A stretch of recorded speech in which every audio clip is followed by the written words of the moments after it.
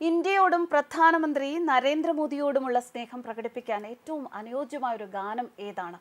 ഇക്കാര്യത്തിൽ കുവൈറ്റിയായ ഗായകന് യാതൊരു സംശയവും ഉണ്ടായില്ല. സാരെ ജഹാൻ സെ അച്ഛ എന്ന ഗാനം. ഇത് ഇന്ത്യയിലെ ബ്രിട്ടീഷ് ഭരണത്തിനെതിരായ പ്രതിഷേധത്തിന്റെ ഗീതമായി മാറിയ ഗാനമാണ്. ഇന്ന് ലോകത്ത് ഏറെ പ്രസക്തിയുള്ള ഒരു ഗാനം.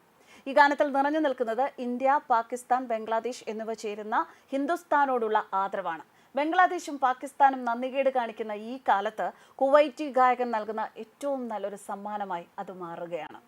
ഇന്ത്യയോടും പ്രധാനമന്ത്രി നരേന്ദ്രമോദിയോടുമുള്ള സ്നേഹം പാട്ടിലൂടെ പ്രകടമാക്കി കുവൈറ്റി ഗായകൻ സാരെ ജഹാൻ സെ അച്ഛ പാടി.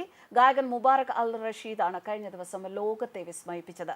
കുവൈറ്റിലെ ഹിന്ദു സമൂഹത്തിനൊപ്പമുള്ള ഹലാ മോദി എന്ന പരിപാടിക്ക് പിന്നാലെ ആയിരുന്നു ഇദ്ദേഹത്തിന്റെ ഗാനം. ഇതിന്റെ വീഡിയോ ദൃശ്യങ്ങൾ ഇപ്പോൾ സമൂഹ മാധ്യമങ്ങളിൽ വൈറലാണ്.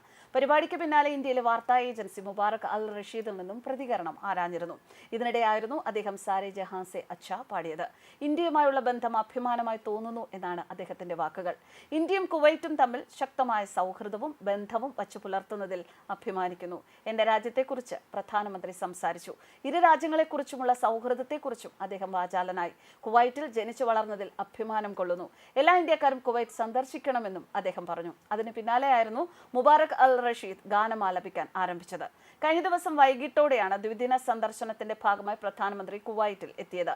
വിമാനമിറങ്ങിയ അദ്ദേഹത്തിന് ഉജ്ജ്വല വരവേൽപ്പായിരുന്നു കുവൈറ്റിൽ ലഭിച്ചത്. പ്രധാനമന്ത്രിയുടെ സന്ദർശനം ഇന്നും തുടരും.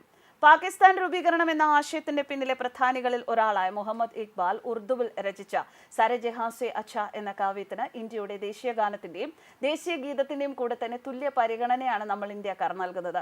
ഒരു കാലത്ത് ഇന്ത്യയിലെ ബ്രിട്ടീഷ് ഭരണത്തിന് എതിരായ പ്രതിഷേധത്തിന്റെ ഗീതമായി മാറിയ ഈ കാവ്യം ഇന്നത്തെ ഇന്ത്യ, പാകിസ്ഥാൻ, ബംഗ്ലാദേശ് എന്നിവ ചേരുന്ന ഹിന്ദുസ്ഥാനെ അഭിസംബോധന ചെയ്യുന്ന ഗാനമാണ്. ഇത് ഹിന്ദുസ്ഥാനെ വാഴ്ത്തുകയും അതേസമയം ദീർഘകാലമായി അനുഭവിക്കുന്ന കെടുതികളെപ്പറ്റി പരിഭവിക്കുകയും ചെയ്യുന്നുണ്ട്.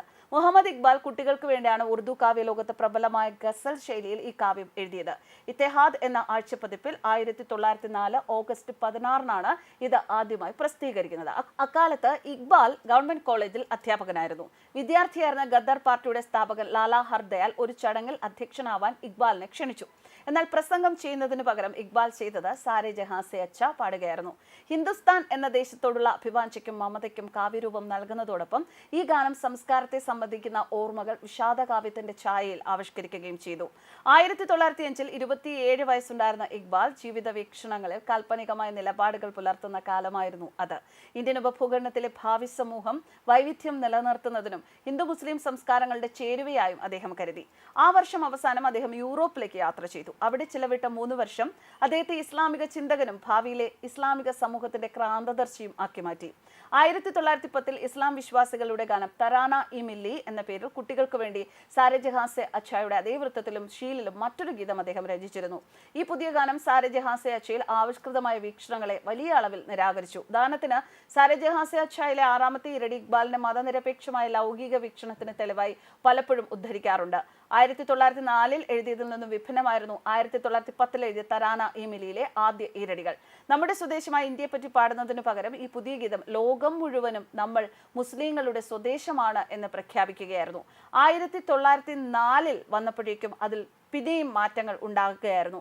മതം നമ്മളെ പഠിപ്പിക്കുന്നത് പരസ്പര വൈരം പുലർത്താനല്ല, നമ്മൾ ഹിന്ദ് ദേശക്കാരാണ്, ഹിന്ദുസ്ഥാൻ നമ്മുടെ സ്വദേശമാണ് എന്നായിരുന്നു അപ്പോഴത്തെ വരികൾ. 1910 മധ്യേഷ്യയും അറേബ്യയും നമ്മുടേത്, ഹിന്ദുസ്ഥാനും നമ്മുടേത്, നമ്മൾ മുസ്ലിങ്ങൾ, ലോകം മുഴുവൻ നമ്മുടെ സ്വദേശം.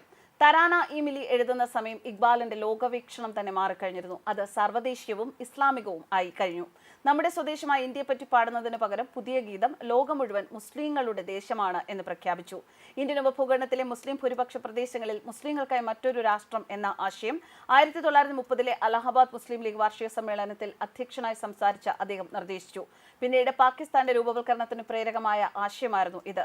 എന്നാൽ പാകിസ്ഥാനിലോ ബംഗ്ലാദേശിലോ ഇന്നും പ്രചാരമില്ലാത്ത സാരെ ജഹാൻ സെ അച്ഛ ഇന്ത്യയിലെ കരസേനയുടെ ഔദ്യോഗിക മാർച്ചായി അംഗീകരിക്കപ്പെട്ടു.